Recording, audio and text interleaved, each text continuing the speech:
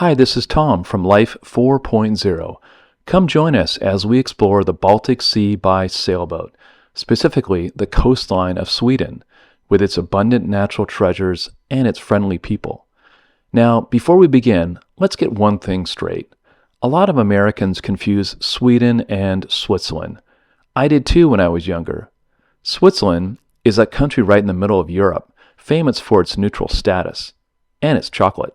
Sweden is way up here, famous for, well, a lot of great things, like pop music.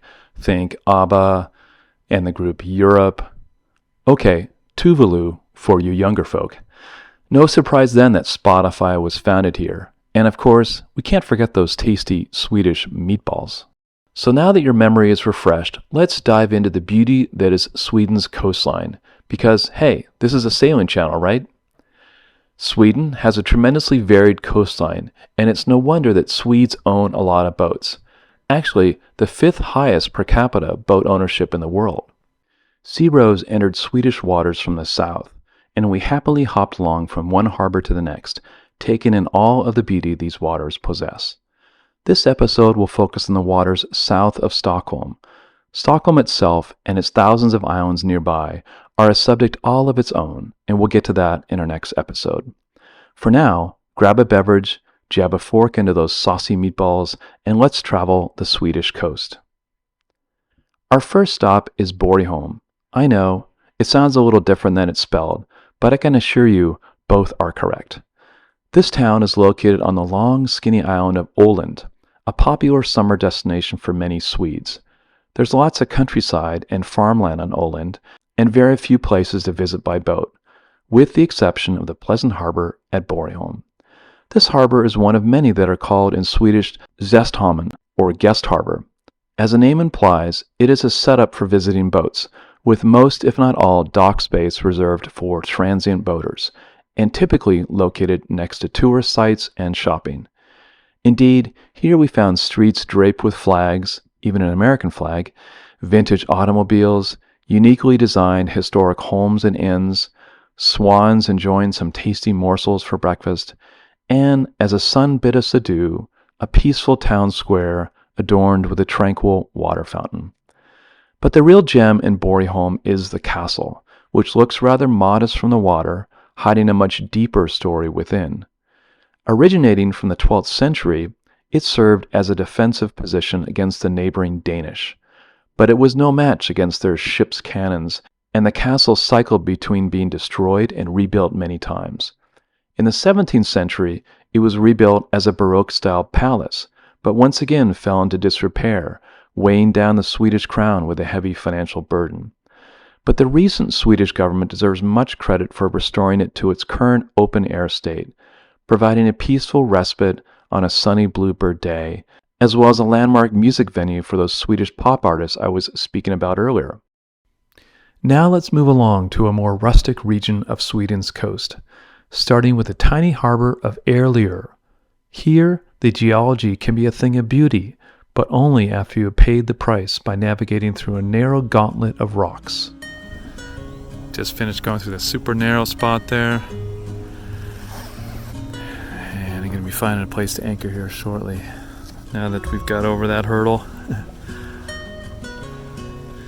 got down to 0.7 meters below the keel, which is about what it was supposed to be. Yeah, exactly, actually, because it was 2.9 according to the book. So that would mean our 2.2 draft plus 0.7. So right on the money.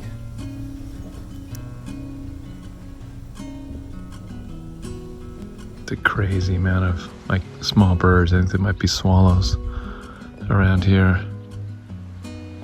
A lot of them are over by that rock right now, but they were landing on our mast, on our spreaders, and the radar and all that, and we would come and tap on the mast and get them to fly away, and they'd come back. I think we've kept them at bay for the moment, but I think they'll be back.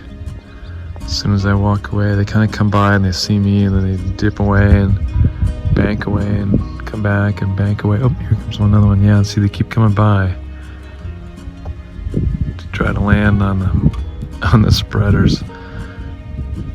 See me and back away. quite sure if I went back in the cockpit, they'd all come back to the mast. It's very, very beautiful here. Oh, there's a heron, blue heron right on the edge of that rock over there. Waiting for some fish for dinner.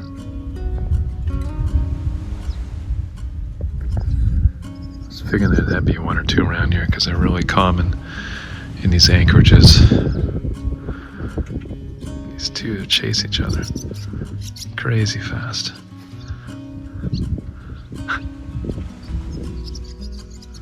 Wow, up and down.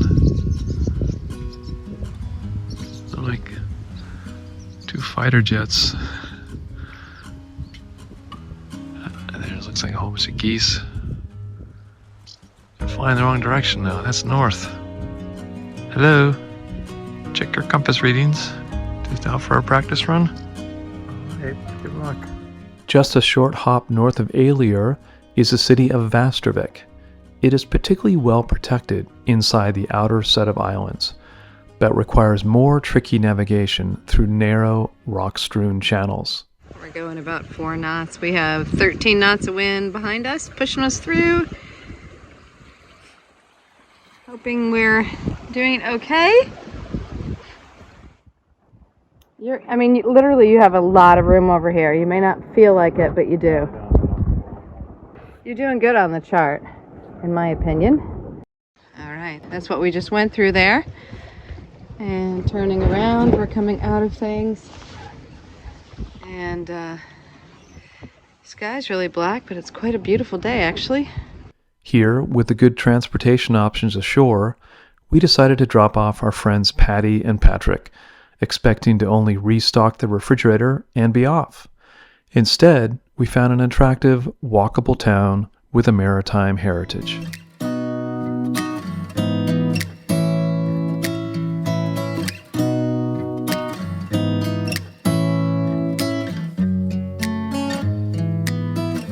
Just up the coast from Vastervik is the island of Trässö. Here, tucked in behind rocky islets and all alone, we felt far removed from the rush of the world and the angst of urban living.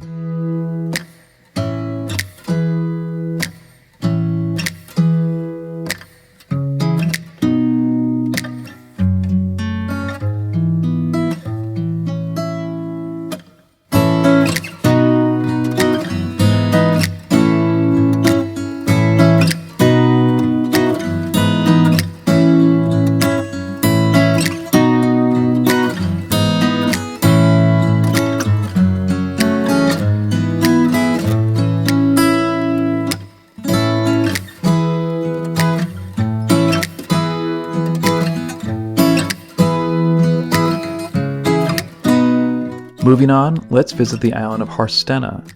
Once a prominent seal hunting outpost, Harstena's distinctively Swedish, red-painted boathouses and cottages, nestled in between large slabs of rock, held the promise for a bakery or maybe a restaurant, either of which would have been a welcome discovery for us. Instead, we found a patch of wild blackberries and a skeleton crew of Swedes refusing to acknowledge the end of summer.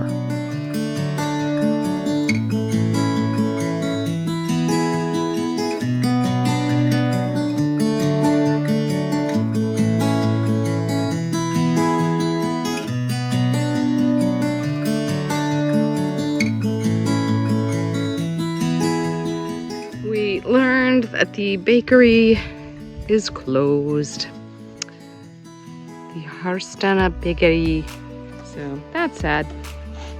Even though we are September 1st and in many areas of the world that would still be very much part of summer.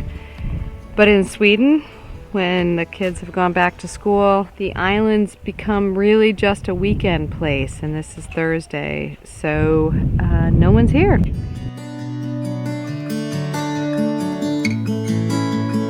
Rounding out this exploration of the coast south of Stockholm, let's check out the island of Ringsö, once again located in a snarl of rocks and islets. We furled the sails early so we could concentrate on the navigating, with Karen at the helm and me up on the bow spotting for dangers and desirable anchorages.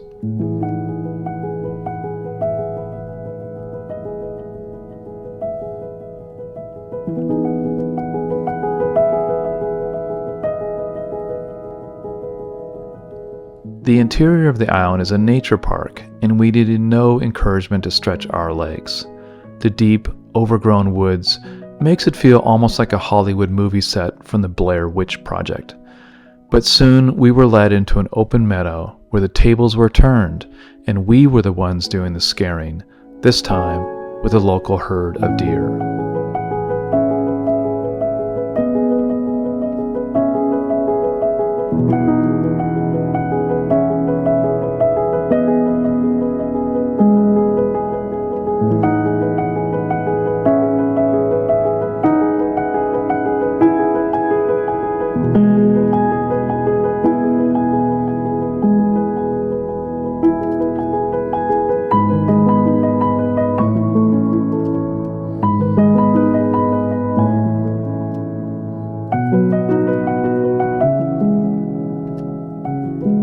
Okay, that wraps up this introduction to sailing in Sweden, covering the coastline south of Stockholm.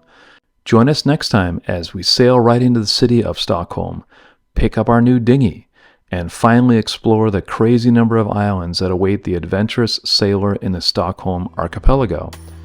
There are some little islands, some very little islands, some with rustic saunas, some with very nice saunas. It's truly a boater's paradise.